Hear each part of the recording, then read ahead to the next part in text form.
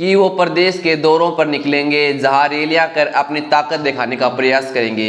यदि सूची में बैलेंस करने का प्रयास किया गया तो ये माना जाएगा कि आला कमान भी पायलट के ऊपर कोई कार्रवाई नहीं करेगा, क्योंकि वे जब 11 जुलाई 2020 को सचिन पायलट ने बगावत की थी तब ये पार्टी के अध्यक्ष भी थे और प्रदेश के उप मुख्यमंत्री थे। हालांकि इस बात की पूरी संभावना है कि कांग्रेस कोई निर्णय करे या न करे, लेकिन पायलट इस महीने के अंत में अपने भविष्य का निर्णय कर चुके होंगे, भले ही इसकी घोषणा करने में कुछ समय और लग जाए। उन मुद्दों को उठाते हैं और कहते हैं कि इस पर कार्रवाई होनी चाहिए। मैं तो समझता हूँ ये पार्टी के हित की बात है। मैंने एक अनशन रखा था राजस्थान में, जयपुर में, मेरे ख्याल 11 तारीख को। आज 2 हफ्ते हो गए हैं, अभी तक कोई कार्रवाई हुई नहीं है। मैं इसलिए पुनः बड़ी विनम्रता से आग्रह कर रहा हूं कि हमने जो स्वयं वादे किए थे, जनता को विश्वास में लेकर आए थे, और 2013 से 18 के बीच में हम जनता के बीच जब गए थे तो सबसे प्रमुख, आप सब लोगों को याद होगा, सबसे प्रमुख मुद्दा यही था कि वसुंधरा जी की करप्शन को हम एक्सपोज करेंगे। हमारी सरकार बनने के बाद कई कार्रवाई हुई हैं। भले ही इसकी घोषणा करने में कुछ समय और लग जाए। एक तरफ जहां वसुंधरा राज्य एकला चलो की नीति पर काम कर रही है, तो हाल ही में नेता प्रतिपक्ष के पद पर प्रमोट किए गए गजेंद्र सिंह राठौड़ ने भी जनसंपर्क अभियान तेज कर मुख्यमंत्री पद की दावेदारी ठोक दी है। नमस्कार, मैं सुमित और आप देख रहे हैं सियासी हिंदुस्तान। राजस्थान कांग्रेस में इन दिनों पावर गेम चल रहा है। एसो गहलोत व सचिन पायलट के बीच इस बात की रेस चल रही है कि आला कमान को अपने पक्ष में कौन कर पाता है।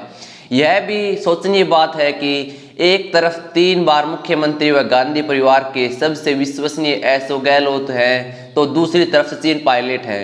11 अप्रैल को अनशन और धरने के बाद जिस तरह प्रभारी सुखजिंदर सिंह रंधावा ने पायलट पर कार्रवाई करने का बयान दिया था, वो सब थोथे हुए नजर आ रहे हैं। इस बीच रंधावा पूरी तरह से चुप कर दिया गया है, तो दूसरी ओर सचिन पायलट ने सरकार पर लगे भ्रष्टाचार के आरोप की जांच के मामले में बयान पर वे पीछे हटने वाले नहीं हैं। पायलट ने अपने अनशन के बाद दिल्ली जाकर कांग्रेस आलाकमान को बात से अवगत कराया है। उसके बाद उन्होंने शाहपुर व खेतड़ी में अपनी बातें दोहराई। रविवार को एक बार फिर पायलट ने जयपुर के झारखंड महादेव मंदिर के दर्शन के वक्त पत्रकारों से बात कर अपनी बातों को दोहराया। साथ ही उन्होंने पूछा कि आखिर 2 सप्ताह बीत जाने पर भी कोई कार्रवाई क्यों नहीं की गई।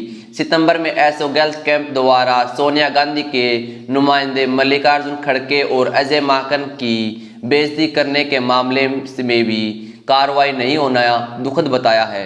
साथ ही वसुंधरा द्वारा खुद को दूध और एसओ को नींबू बता करने का उदाहरण के मामले में पायलट ने कहा, उन्होंने दोनों की मिली भगत के आरोप लगाए ही नहीं, तो फिर उनकी इस तरह की बातें बोलने की जरूरत क्या थी। इसका मतलब ये है कि दोनों मिले हुए हैं। इस बार पायलट ने अपनी सभाओं में बात पर पूरी जोर तरीके से रखा और फिर एक तरह से कांग्रेस आलाकमान को कार्रवाई करने की चुनौती दी है। लगता है कि ऐसे ही पायलट भाषणों में सरकार को घेरने की कोशिश करते हैं, लेकिन जिस तरह से गहलोत सरकार की जांच नहीं करने पर वे अड़े हुए हैं, ऐसे में साफ हो गया है कि इस मामले को पूरी कर बिना छोड़ने वाले नहीं है। पिछले दिनों कांग्रेस में फीडबैक कार्यक्रम चलाया गया था, जिसमें सचिन पायलट ही नहीं पहुंचे। अब एक दिन पहले ही एसओ गहलोत ने अचानक दिल्ली पहुंच गई, लेकिन वे पायलट के ऊपर बोलने से बच रहे हैं। दूसरी तरफ रंधावा पूरी तरह से चुप कर दिए गए हैं। समझा जा रहा है कि उन पर नकेल कसने के लिए 3 सह प्रभारी पार्टी बनाकर भेजी है। मल्लिकार्जुन खड़गे अध्यक्ष हैं और महासचिव केसी वेणुगोपाल दोनों ही कर्नाटक के चुनाव में गए हुए हैं, लेकिन फिर भी गहलोत दिल्ली पहुंच संबोधन गांधी परिवार से मिलकर अपनी स्थिति साफ करना चाहते हैं। कांग्रेस सूत्रों का भी दावा है कि गहलोत अपने मंत्रिमंडल में फेरबदल करने की अनुमति लेने के लिए दिल्ली गए थे। बदलाव के तहत राजेंद्र गुड्डा तो हरीश चौधरी, रघु शर्मा जैसे नेताओं को अंत समय में फिर से कैबिनेट में मंत्री बनाकर खुश करने का प्रयास किया जाएगा। फीडबैक कार्यक्रम के दौरान विधायकों की राय के कारण सरकार फिर से सत्ते में आ गई है। यही वजह है कि कुछ नाराज विधायकों को मंत्री पद में बनाकर उन्हें खुश करने का प्रयास किया जाएगा। इस बीच जानकारी में आया है कि पायलट अब राजस्थान में अपना प्रचार अभियान शुरू करने वाले हैं। जानकारी में ये भी आया है कि वो प्रदेश के दौरों पर निकलेंगे, जहां रैलियां कर अपनी ताकत दिखाने का काम करेंगे। आलाकमान अगर फैसला नहीं लेता है तो आने वाले दिनों में कांग्रेस के लिए बुरा समय आने वाला है। पार्टी के प्रदेशाध्यक्ष गोविंद सिंह डोटासरा ने एक बार फिर से दावा किया है कि जिला अध्यक्षों की घोषणा इसी महीने के अंत तक की जाएगी। जिला अध्यक्षों के नामों से ही साफ हो जाएगा कि पायलट कैंप को लेकर कांग्रेस क्या सोच रही है।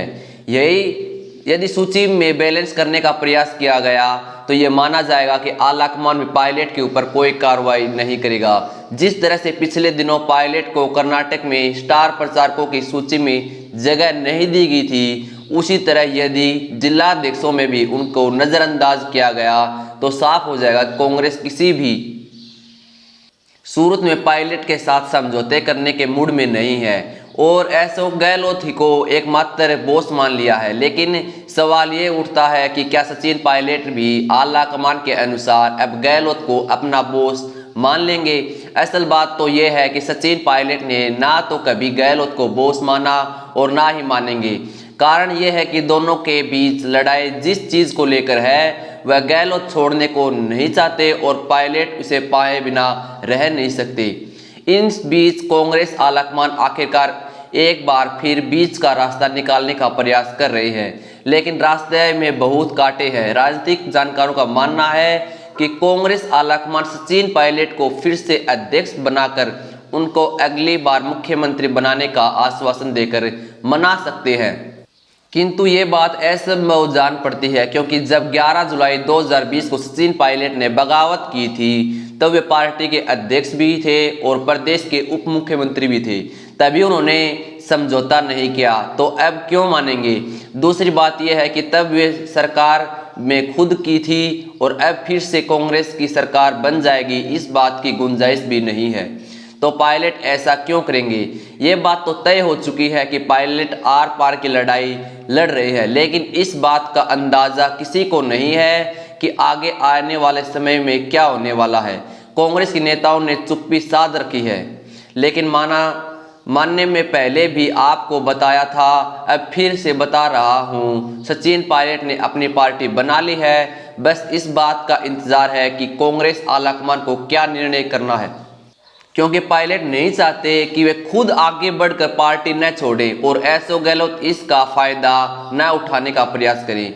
दूसरी ओर कांग्रेस भी आगे बढ़कर ये नहीं करना चाहती, क्योंकि जैसे ही कांग्रेस कार्रवाई करेगी वैसे ही करीब 40 विधायक कांग्रेस पार्टी छोड़ करने का इंतजार करने में बैठे हैं। यदि इतने विधायकों ने एक साथ पार्टी छोड़ी तो फिर सरकार अल्पमत और गहलोत के 5 साल तक सीएम बने रहने का सपना टूट जाएगा। हालांकि इस बात की पूरी संभावना है कि कांग्रेस कोई निर्णय करे या न करे, लेकिन पायलट इस महीने में अपने भविष्य का निर्णय कर चुके होंगे, भले ही इसकी घोषणा करने में कुछ समय और लग जाए। दूसरी तरफ भाजपा में भी गुटबाजी अपने चरम पर जा रही है। अध्यक्ष बदलने के बाद माना जा रहा था कि कुछ ठीक ठाक हो जाएगा, लेकिन अभी भी भाजपा के नेता एक मंच पर नहीं आ रहे हैं। एक तरफ जहां वसुंधरा राजे एक लाख चलो की नीति पर काम कर रही है, तो हाल ही में नेता प्रतिपक्ष पद पर प्रमोट किए गए राजेंद्र सिंह राठौड़ ने भी जब संपर्क अभियान तेज कर मुख्यमंत्री पद की दावेदारी ठोक दी है। दूसरी ओर अध्यक्ष बनने के बाद सीपी जोशी को कोई प्रभाव नहीं छोड़ रहे। उनका यह राजेंद्र राठौड़ के साथ होना या फिर किसी मुद्दे के साथ नजर गायब आते हैं। संगठन को सतीश पूनिया ने जो उधार दी थी उस पर सीपी जोशी बरकरार नहीं रख पा रहे। वसुंधरा राजे की सक्रियता और राजेंद्र राठौड़ की स्वागत के बहाने रैलियों में दोनों ही नेताओं को में मुख्यमंत्री की रेस चल पड़ी है। सतीश पूनिया के बाद वसुंधरा राजे गुट को एक तरह से संजीवनी मिली थी, जिसकी 3 साल से इंतजार किया जा रहा था। अब तक भाजपा के नेता कहते आ रहे हैं कि किसी भी व्यक्ति के मुख्यमंत्री को चेहरा नहीं बनाया जाएगा, चुनाव परिणाम के बाद तय किया जाएगा कि कौन मुख्यमंत्री बनेगा, किंतु फिर भी नेताओं में आगे बढ़ने की होड़ लगी रही है। सब अपनी ताकत दिखाकर आला कमान को अपने पक्ष में लेने का प्रयास कर रहे हैं। वसुंधरा राजे सोचती है कि चुनाव से पहले अपनी ताकत दिखाई जाए ताकि सीएम फेस बनने के लिए दबाव बनाया जा सके, जबकि इसी बहाने चुनाव परिणाम के बाद भी तैयारी कर रही है। ऐसी ही और अधिक वीडियो देखने के लिए जुड़े रहिए सियासी नुकसान के साथ।